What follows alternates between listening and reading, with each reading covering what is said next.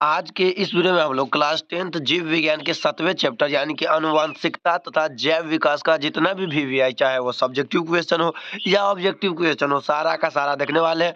बस आपको करना क्या है, इस वीडियो में अंत तक बने रहना है। इस वीडियो को देखने के बाद इस अध्याय का चाहे वह किसी भी प्रकार का ऑब्जेक्टिव हो या किसी भी प्रकार का सब्जेक्टिव हो, सारा का सारा आपका कवर हो जाएगा। बस आपको करना क्या है, इस वीडियो में अंत तक बने रहना है। तो देखिए, आपका सबसे पहले चूंकि चैप्टर का ही नाम है आनुवंशिकता तथा जैव विकास, इसलिए सबसे पहले हम लोग देखेंगे यह कि आनुवंशिकता का पिता किसे कहा जाता है।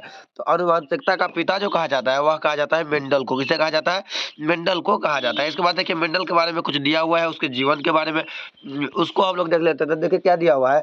ग्रेगर जॉन मेंडल ऑस्ट्रिया देश के ब्रून नामक स्थान में ईसाइयों के एक मठ के पादरी थे, यानी कि वह जिसको हम लोग पंडित बोलते हैं वह थे किस धर्म का? तो ईसाई धर्म का। ठीक है ना। इसके बाद देखिए क्या है कि इन्होंने अपने वैज्ञानिक खोजों से आधुनिक आनुवंशिक की नींव डाली, इसीलिए इसे आनुवंशिकता का पिता कहा जाता है।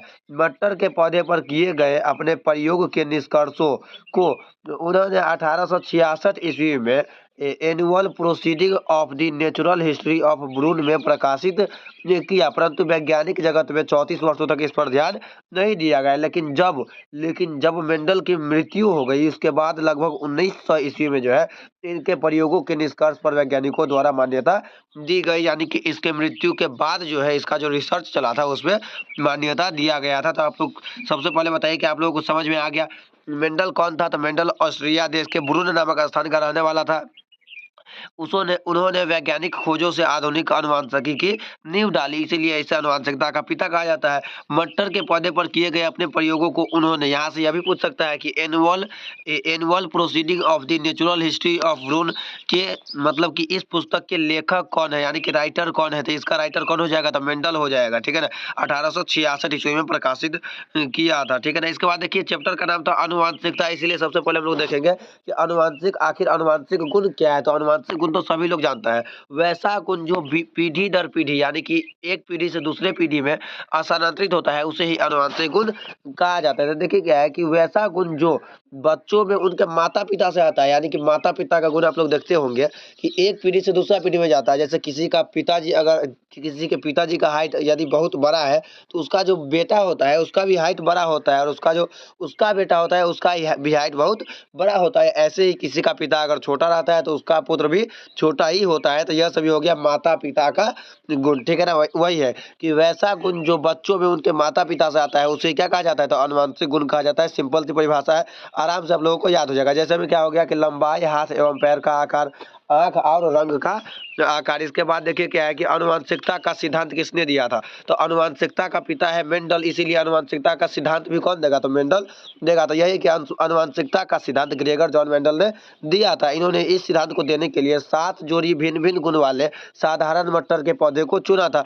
इसके बाद है कि मेंडल को आनुवंशिकी का जनक कहा जाता है। आनुवंशिकी का जनक किसे कहा जाता है? तो मेंडल को कहा जाता है। यह तो हम लोग पहले भी देखे हैं। इसके बाद देखिए क्या है कि मेंडल का प्रथम नियम पृथक्करण का नियम भी कहा जाता है। आप लोग याद रखिएगा, यह भी क्वेश्चन पूछा गया है कि मेंडल के प्रथम नियम को कौन सा नियम कहा जाता है? तो पृथक्करण का नियम कहा जाता है। इसके बाद देखिए नेक्स्ट आपका क्या है कि मेंडल ने आनुवंशिकी के गुण को दर्शाने के लिए 7 जोड़ी भिन्न भिन्न गुण वाले साधारण मटर के पौधे को लिया था। तो आपसे क्वेश्चन यह आता है ऑब्जेक्टिव में कि मेंडल ने अपने आनुवंशिक गुण को दर्शाने के लिए कितने जोड़ी मटर के पौधे को चुना था? तो 7 जोड़ी मटर के पौधे को चुना था। ठीक है ना। इससे पहले हम लोग इसके अध्याय 1 से 6 तक का सब्जेक्टिव और ऑब्जेक्टिव क्वेश्चन देख चुके हैं।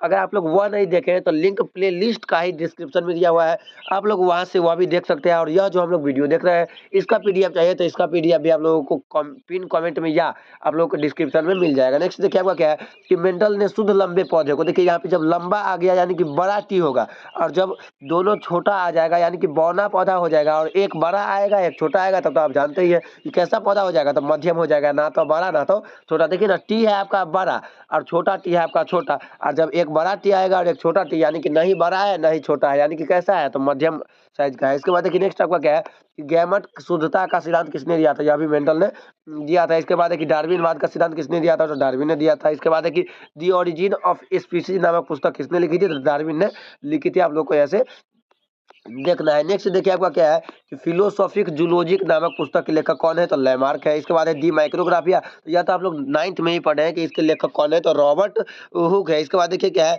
कि मेंडल के एकल संकरण में लक्षण प्ररूपी अनुपात यानी कि फिनोटाइप का अनुपात क्या है, तो 3:1 है। इसके बाद है कि जीनोटाइप यानी कि 1:2:1 हो जाएगा, या आपको याद रखना होगा, ठीक है ना। इसके बाद देखिए आपका क्या है कि द्विसंकरण में, इसके बाद देखिए द्विसंकरण में है आपका कि फिनोटाइप का अनुपात है 9:3:1। इसके बाद जीनोटाइप का जो अनुपात है वो है आपका 1:2:4:1:1:2 यानी कि आप ऐसे याद रख सकते हैं 12:24:12:12:1 इसका जो है जीनोटाइप का अनुपात है। इसके बाद देखिए क्या है कि जीन की परिभाषा लिखिए। जीन का परिभाषा यहाँ पे आपको बताना है।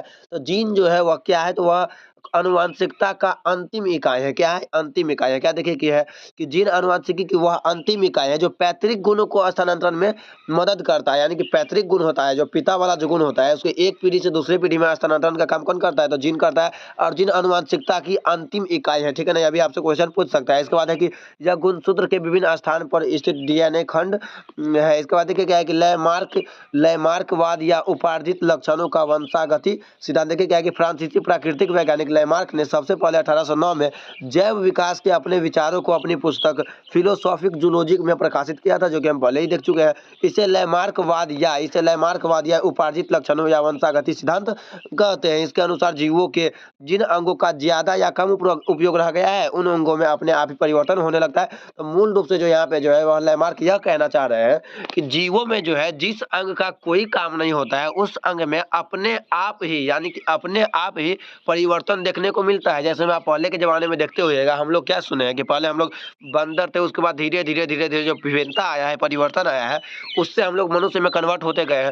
तो बंदर के टाइम में जो है उसका जो पूंछ होता था उसका कोई काम नहीं होता था, इसीलिए आप देखेंगे अभी कि धीरे धीरे जो है पूंछ गायब हो गया। और ऐसा वैज्ञानिकों का मानना है कि अपने सबके कान का जो मांसपेशी है यह भी धीरे धीरे जो है यह भी गायब हो जाएगा, क्योंकि इसका भी कोई काम नहीं है। नेक्स्ट देखिए आपका क्या है कि समजात अंग किसे कहते हैं, तो समजात अंग किसे कहते हैं, तो देखिए समजात अंग क्या है कि वैसा अंग जो देखने में समजात यानी कि समान होता है और जिनके कार्य अलग अलग होते हैं उसे ही समजात अंग कहा जाता है। क्या है देखिए कि ऐसे अंग जिनकी बनावट या संरचना यानी कि संरचना जो है एक ही जैसी होती है, मतलब ये विभिन्न जीवों में होगा, यानी कि 2 से अधिक जीवों में, यानी कि अलग अलग जीव है उसमें ऐसा कोई अंग है जो देखने में एक ही टाइप का है लेकिन उसका काम जो है वह अलग अलग है, और ऐसे अंग को ही समजात अंग कहा जाता है। जैसे मैं आपको हो गया मानव का हाथ और कुत्ते का अग्रपाद। देखिए मानव का हाथ और कुत्ते का जो आगे का जो पाँव होता है वह दोनों देखने में सेम ही रहता है लेकिन दोनों का काम अलग अलग है। इसके बाद है आपका असमजात अंग, तो वैसा अंग जो देखने में अलग अलग होते हैं लेकिन उनका कार्य एक ही होता है, उसे असमजात अंग